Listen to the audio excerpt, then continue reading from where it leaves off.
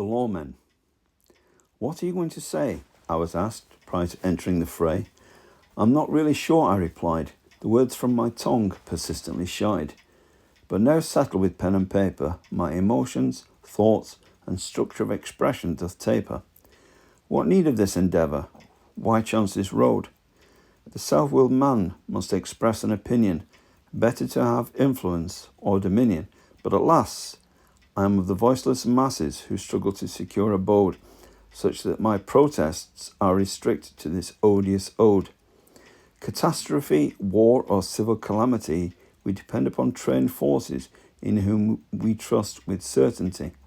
From common men, the bulwark of these forces recruited, a career of substance and a handsome pension mooted. No fortune, few prospects, and little of hope. Men and women lured to serve a ruling class trope. Trained to arrest, pacify, kill, or use aggression. When paraded in uniform, they make such a magnificent impression. Deployed they are in situation adverse, to die and bring law and order for a minute share of the government's purse.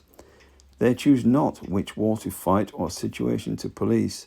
Judgment and decision-making, to them, short-term and on a lease. Not to them the decision to deploy. To the invisible decision-maker, they are merely a toy. Deployed on a whim to contain a situation, you can guarantee that it wasn't of their creation. With little thought given to the consequences for a nation, all that matters is some minister's reputation. Against resistance, petrol bombs and bullets. A government's arbiter exposed to both sides of good, but that can't be right, could it? Brace yourselves against any storm, the whirlwind of disorder increasingly the norm. Uphold the law, contain insurrection, and maintain order. Your remit could hardly be broader. Understand well your brief or instruction purported. Fearful ministers and trial by social media will render you unsupported. To do such a job, one must be perfect and above reproach. Do not trust to the elitist cockroach. To those who threaten hostile action, or those that resist your enforcement passion, do not apply pressure or seek upon resolution to fasten.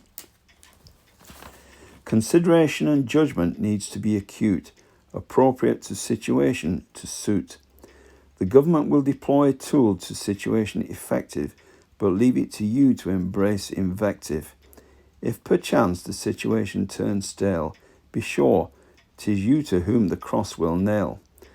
Expect not those in high office to accept responsibility for deployment with good conscience and contrition. They are not concerned with cyclical and futile battles of attrition. They hold dear something much more worthy, position and ambition. So think thee not like the common man. To serve in your job requires a much shrewder plan. When next in confrontation with antagonists possessed of views alternative, seek government clarity upon action affirmative. If vague or hesitant such support, do not chance misunderstanding or mischief court. Rather, consider yourself, your family, and take the problem by the bit. Lower your weapon, let them through. Keep your resolve, to hell with it. How governments to maintain the norm when denied power over its martial pawn. Government ministers who preach imperious must comprehend the nature of the job, serious. But how to obtain support and from civilians compliance garner?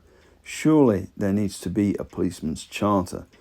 To all civilians of this land, whether black, white, brown, yellow or blue, take heed when police instruction is issued to you.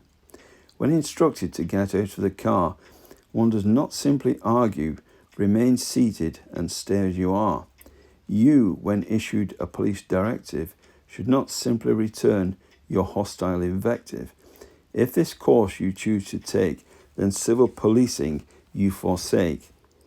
Lest angry and combative policing be revealed, stop remonstrating with the police and bloody well yield. End.